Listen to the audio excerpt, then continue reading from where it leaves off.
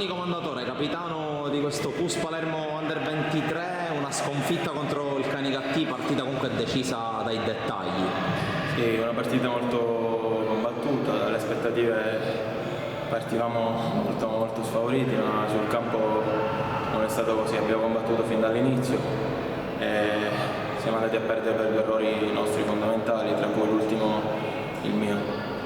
Certo, va detto che ve la siete giocata alla grande contro una squadra che comunque manda tanti giocatori indistinta in A2, questo è un altro segnale importante. Sì, infatti sapevamo che molti di loro giocavano in A2, ma noi penso che ce la siamo giocata benissimo.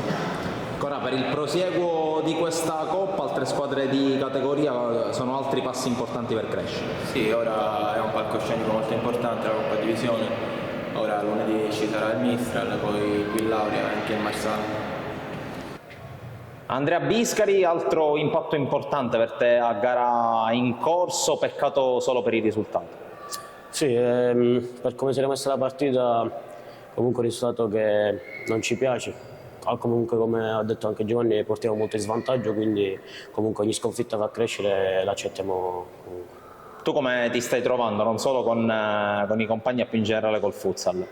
No, mi sto trovando bene, ancora comunque non mi sono ambientato al 100%, però piano piano col mister e con i compagni, che anche quelli più esperti, che mi aiutano sempre per integrarmi, comunque mi sto trovando bene. Tra l'altro oggi è arrivato anche il gol, quindi una gioia in più al di là della sconfitta. Sì, vabbè, di gol ne arrivano e ne arriveranno, però comunque alla fine è il risultato della squadra che conta. Quindi.